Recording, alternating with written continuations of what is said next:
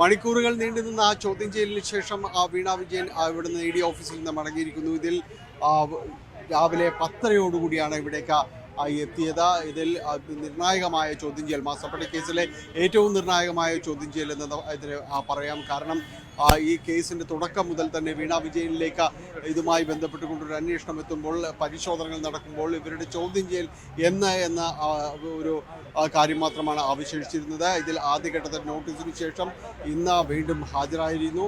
മണിക്കൂർ 10:30 ഹാജരായ വീണ വിജയനെ പിന്നീട് ഈ സമയം അത്രയും ഏതാണ്ട് 8 മണിയോടുകൂടിയാണ് ചോദ്യം ചെയ്യൽ പൂർത്തിയായി വീണ വിജയൻ ഇവിടെ നിന്ന് മടങ്ങുകയും ചെയ്യുന്നത്. ഇതിൽ പ്രധാനമായും തന്നെ ചോദ്യം നേരിട്ടത് മനസ്സിലാക്കാൻ സാധിക്കുന്നത് 2.78 കോടി രൂപ ഇതുമായി ബന്ധപ്പെട്ടുകൊണ്ടുള്ള കൂടുതൽ അന്വേഷണങ്ങളും ചോദ്യങ്ങളുമാണ് ഈ ഘട്ടത്തിൽ ഉണ്ടായതെന്ന് തന്നെയാണ് അറിയാൻ സാധിക്കുന്നത്. അതോടൊപ്പം തന്നെ വീണ വിജയന്റെ അക്കൗണ്ടുകൾ മരവിപ്പിച്ചു. ഇതുമായി ബന്ധപ്പെട്ടുകൊണ്ടുള്ള വിശദാംശങ്ങൾ, ഈ അക്കൗണ്ടിൻ്റെ വിശദാംശങ്ങൾ തേടുന്നതും ഇതിൽ ആദ്യഘട്ടത്തിൽ 2 ഘട്ടങ്ങളിലായാണ് ചോദ്യം ചെയ്യലുണ്ടായതെന്നാണ് അറിയാനായിട്ട് സാധിക്കുന്നത്. ED ചോദ്യാവലിയോട് വീണ വിജയൻ ഉത്തരങ്ങൾ എഴുതി നൽകുകയായിരുന്നു. ഇതിനുശേഷമാണ് രണ്ടാം ഘട്ട ചോദ്യം ചെയ്യലടക്കമുള്ള കാര്യങ്ങളിലേക്ക് കടക്കുകയും ചെയ്തത്. ED ഉദ്യോഗസ്ഥരുടെ ഉന്നത ഉദ്യോഗസ്ഥ സംഘം തന്നെയാണ് ഇതുമായി ബന്ധപ്പെട്ടുകൊണ്ടുള്ള വിശദാംശങ്ങൾ ആരാഞ്ഞത്. ഇതിൽ കൂടുതൽ വിവരങ്ങൾ ഇതുമായി ബന്ധപ്പെട്ടുകൊണ്ട് ഉച്ചയ്ക്ക് ശേഷം ഈ കാര്യങ്ങളുടെ കൂടുതൽ വിവരങ്ങൾ ആരായുകയും ചെയ്തിരുന്നു. ഇതോടൊപ്പം തന്നെ EDയിൽ ഒരു ബാങ്ക് ഡീറ്റെയിൽസ് കൂടി നൽകിയിരുന്നു എന്നതാണ് അറിയാനായിട്ട് സാധിക്കുന്നത്. ഇതുമായി ബന്ധപ്പെട്ട് കൂടുതൽ കാര്യങ്ങൾ, ഇവരുടെ സ്വത്ത് വിവരങ്ങൾ, വാഹനങ്ങൾ സംബന്ധിയായ കാര്യങ്ങൾ, ഇതിൻ്റെ എല്ലാം തന്നെ വിശദാംശങ്ങൾ സമർപ്പിക്കാൻ ED ആവശ്യപ്പെടുകയും ചെയ്തിരുന്നു. ഒപ്പം തന്നെ CMRL കമ്പനിയുമായി ബന്ധപ്പെട്ടുകൊണ്ട് എംപവർ ഇന്ത്യ ലിമിറ്റഡ് എന്ന കമ്പനിയിൽ നിന്ന് വായ്പ സ്വീകരിച്ചിരുന്നു. ഏതാണ്ട് 50 ലക്ഷം രൂപ 2 ഘട്ടങ്ങളായി വായ്പ സ്വീകരിച്ചിരുന്നു. ഇത് ഏത് കാര്യങ്ങൾക്ക് വേണ്ടിയാണ്, ഏത് സാഹചര്യത്തിലാണ് ഇത്തരം വായ്പകൾ സ്വീകരിക്കേണ്ടി വന്നത് എന്നതിൻ്റെ വിശദാംശങ്ങൾ ആരാഞ്ഞിട്ടുണ്ട്.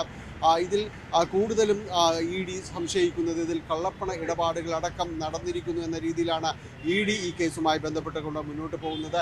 നേരത്തെ SFIO ഈ കേസുമായി ബന്ധപ്പെട്ട കുറ്റപത്രമടക്കം സമർപ്പിച്ചിരുന്നു. ഇതിൻ്റെ വിശദാംശങ്ങൾ ED തേടിയിരുന്നു.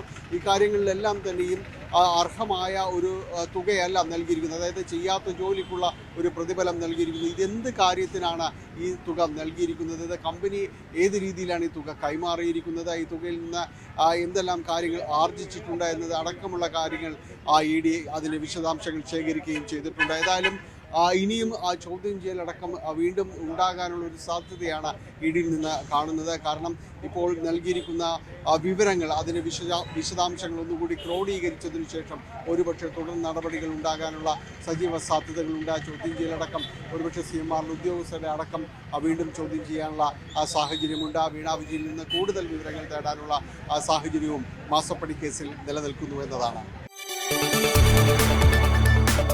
കൂടുതൽ വാർത്തകൾക്ക് News 18 Keralam YouTube channel subscribe ചെയ്യുക.